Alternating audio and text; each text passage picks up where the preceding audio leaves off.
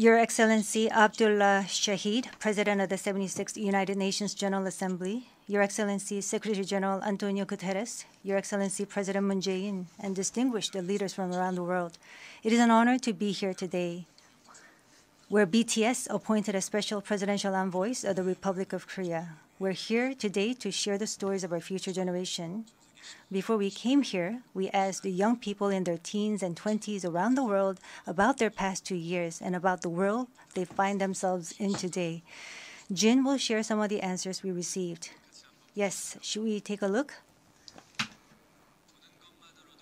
You can feel the good vibes from just looking at these. There were times during the past 2 years when I too felt bewildered and troubled. But still here, we have people who cry out, let's live on, let's make the best of this moment. Because we can't stand still when we are in the ideal time of our lives to take on new challenges. It wasn't as if we could blame anyone, and you must have felt the frustration. Here I'm the same as I was yesterday, but the world changed like we were transported in a flash to a parallel world. I was saddened to hear that entrance and graduation ceremonies had to be canceled.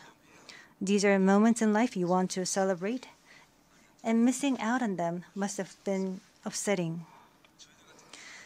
We were heartbroken when our long-planned concert tours were canceled. And for a while, we yearned for the moments we wanted to make complete. Yes, it was a time for us to mourn for the things that COVID took away from us. A time to discover how precious each and every moment we taken for granted were. Suga mentioned the precious things we'd taken for granted, and lots of people answered our question by sharing pictures of their precious moments. Many people showed how they share their moments with nature. I think during these 2 years, they found dear the time they experienced and care for nature.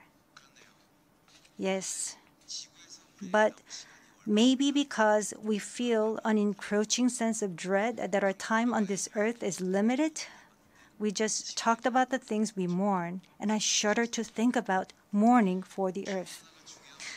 Everyone agrees that climate change is an important problem, but talking about what the best solution might be, that's not easy. It's a topic that's tough to make conclusions about. Yes, it is a tough discussion, but I learned while preparing for today that there are many young people who have an interest in environmental issues and choose it as their field of study. The future is unexplored territory, and that's where we, more than anyone, will spend our time. So these young people were searching for the answers to the question of how we must live that future. So I hope we don't just consider the future as grim darkness. We have people who are concerned for the world and searching for the answers. There are still many pages left in the story about us, and I thought we shouldn't talk like the ending's already been written. Of course, sometimes the world seems stuck in place, even if you're ready to go. Sometimes it feels like you've lost your way. There was a time when we felt the same way. I've heard that people in their teens and 20s today are being referred to as COVID's lost generation, that they've lost their way at a time when they need the most diverse opportunities and must try new things. But I think it's a stretch to say they're lost just because the paths they tread can't be seen by grown-up eyes. Yes, take a look at these pictures. Here we have many who are trying hard to continue their friendships online in new ways, start learning new things, live healthier lives. I'm sorry, excuse me. 네, 새롭게 공부를 시작하고 더 Yes, these kids are trying to learn new things and trying to figure new things out. They don't look lost. They look like they are finding new courage and taking on new challenges.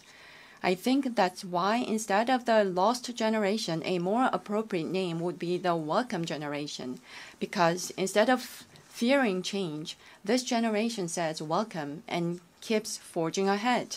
That's right.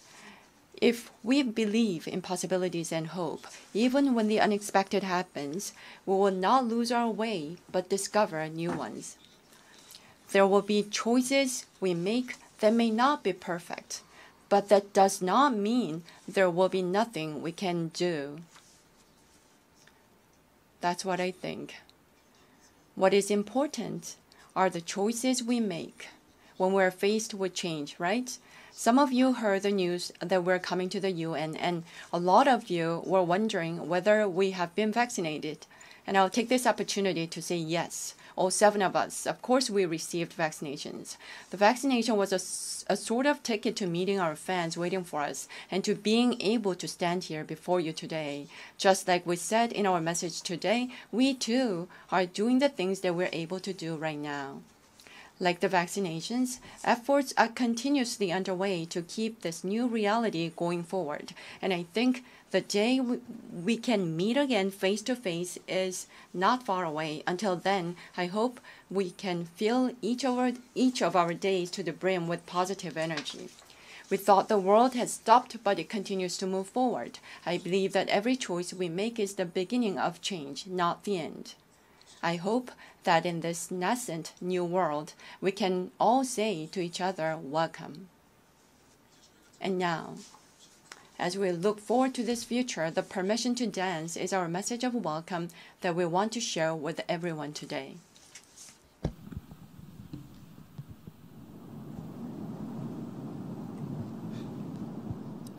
It's so that opinion when your heart's just like a drum, beating louder with no way to guard it.